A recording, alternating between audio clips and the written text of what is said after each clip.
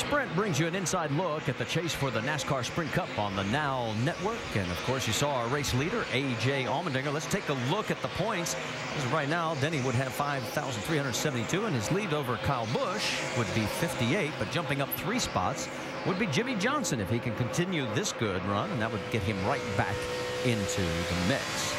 Fastest speed so far today, A.J. Allmendinger, and the number says 173 miles an hour.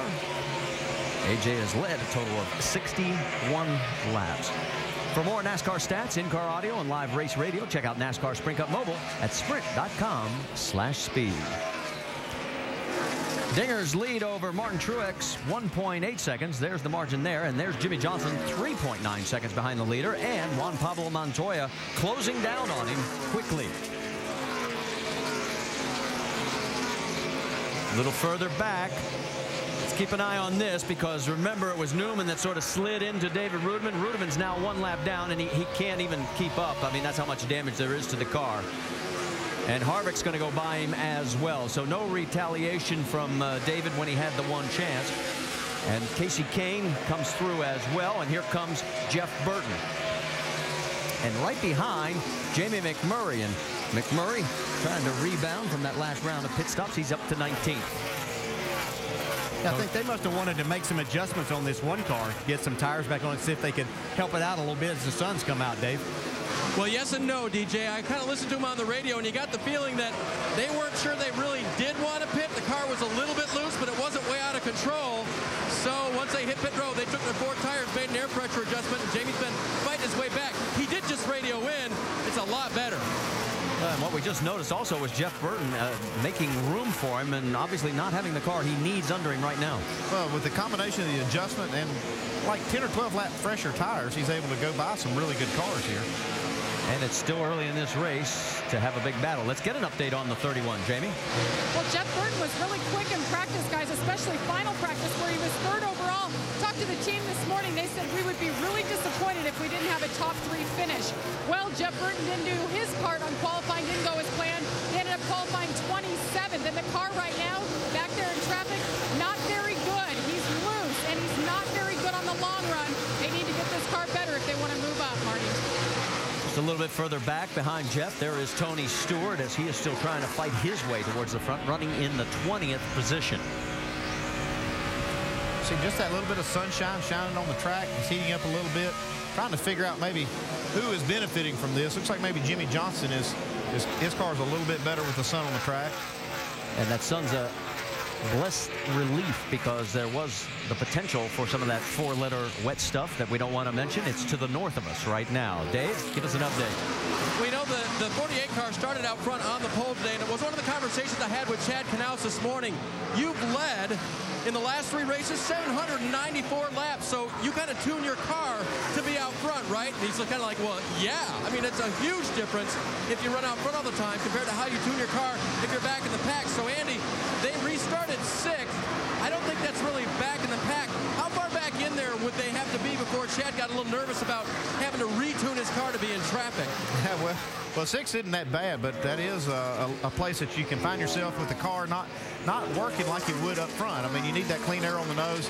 He's up there in 3rd spot. I think he's in a good spot. I mean, no place is any better for Chad Knaus in the lead. That's where he wants this car, but the car looks really good right now. One of the things I saw that was interesting before the start of the race, Chad was actually adding the tape that he wanted specifically where it was on the front of that race car. Kevin Harvick now, as we tune in on his progression, setting sights on the 39 of Ryan Newman for 15th. And he's gained 17 spots since the start of the race, so Harvick's having a good run. Largest gainer has been Mark Martin. We'll let you know Mark is running 22nd right now. He started 42nd. All right, let's go back and check in on our race leader, because A.J. Allmendinger has now opened up a 2.3-second margin over Martin Truex Jr. You want to see how big a lead that really looks like from 1st to 2nd? There it is, and here's what we heard on Martin's radio.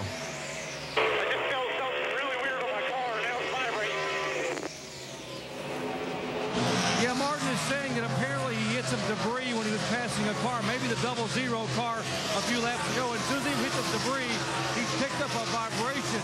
That has Pat Bryson concerned, because as you guys know upstairs, any vibration is a bad vibration at these speeds in Dover, Delaware.